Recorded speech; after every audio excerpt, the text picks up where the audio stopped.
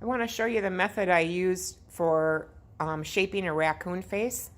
This was what I took off of a raccoon pelt. I made the hat already, and this is the face.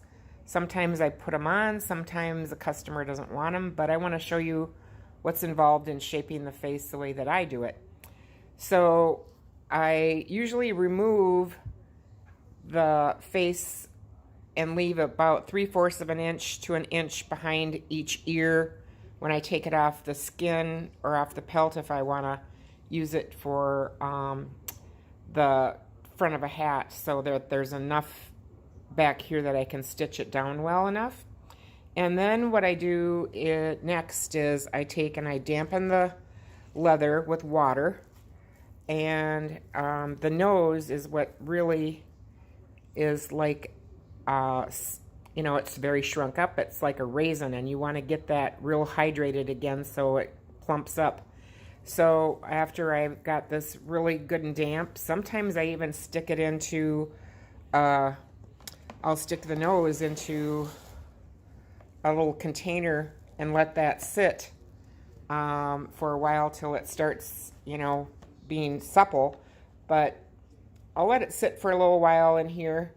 And then what I do, and I want to get the eyes nice and pliable also.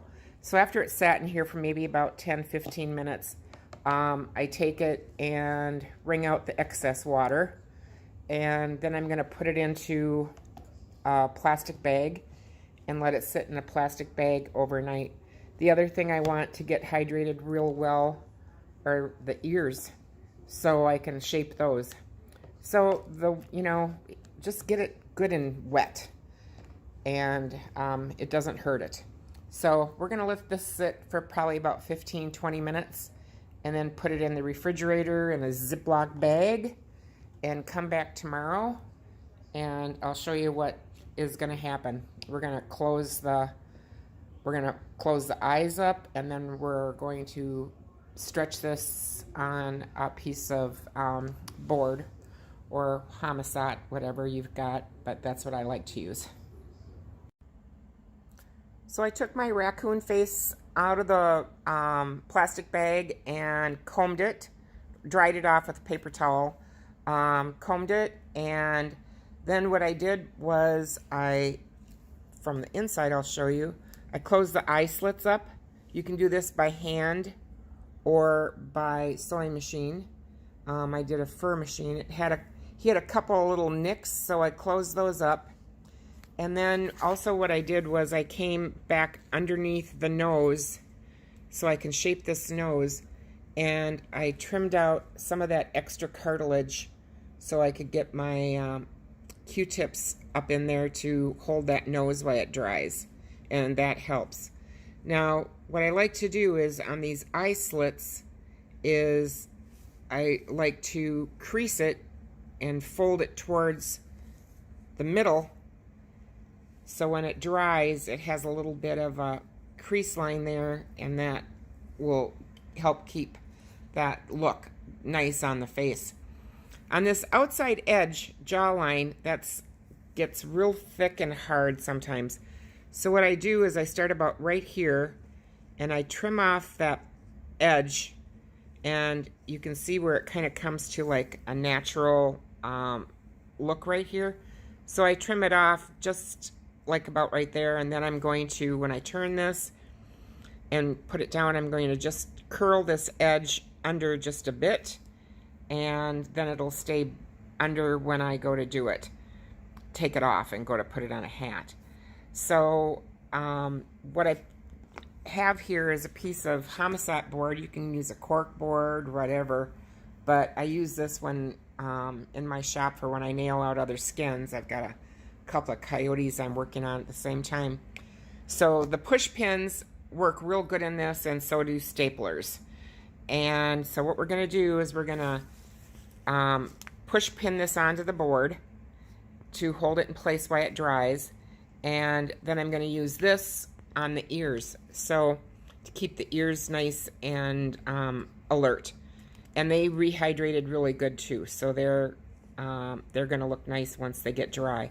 So I just took Dixie cup, cut some triangles out, and I'm going to put 1/2 on the inside ear to hold it, and 1/2 on the outside ear, and put a push pin, oh, not a push pin, sorry, a clippy to hold it while it dries. And you want to kind of like stuff this area of the inside of the ear inside, so when it dries it'll be good. You can kind of position these so once you get it down, you'll know what it looks good. So I'm gonna put this under, and then also what I'm gonna do is I'm gonna take a little bit of fluff, and I'm gonna put a little bit of fluff under the part of my face to kind of give it just a little bit of contour. It's got a little bit more than I want right now because I've got too much underneath that, but when it dries it's going to look a lot better. Some people like to stretch these real wide. I personally like to keep them so it's a little bit more condensed. I think it looks better on the hat and it doesn't look out of balance. So once I get this in position how I want it, then I'm going to take my push pins and put my push pins in all the way around and let it dry. And I did put in some Q-tips in the nostrils to hold those nostrils so they'll that nose will dry good. So once I get it all done, I'll show you what it looks like. I've got it all pinned down, and I want to show you how it looks. So one thing I want to mention is if you're doing this and it starts to get too dry, just take your sponge and remoisten it a little bit. You can remoisten it from the top side or the bottom side. But what I did was on the edge, I folded that underneath just a little bit all the way to the back on both sides. And then I put a Q-tip in the nostril to keep that positioned correctly so it doesn't cave in too much. And I put a push pin at the front of the crease of the eye and the back of the crease of the eye to hold that even on both sides. And I think that looks pretty good. The ears, I came back and I pushed the inside of the ear up in on the bottom and push pin, and the same on the other one.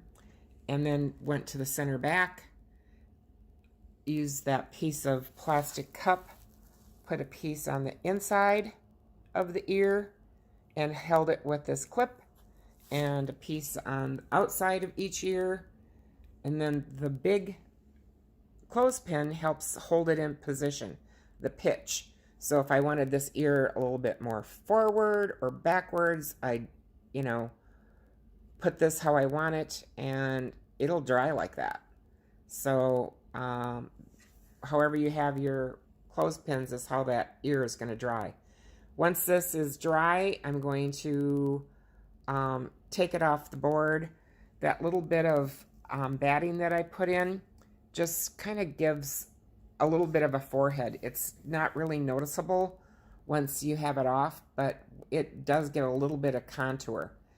The board I'm using, it's a Hamsat board. It's like a cellulose fiber board to push pin into, and it works real good. So I hope that helps. And then the next thing would be is to sew it onto your hat. So in sewing it onto your hat, what I like to do is take a needle. I like to have 5 big needles, and I thread them, and I'm going to put this on the front of my hat, position it, and then I push down the needle in like equally in a couple of spots going across, and pull the thread through, and that holds the face on my hat in position, and then I hand stitch it around the outside edge. So yeah, I think it'll look nice. Some people like to stretch these wider. I think it's kind of smart to keep it as close to the normal configuration as you can. I think it looks more balanced on the hat. So anyway, that's the profile. He's got nice whiskers. Thanks.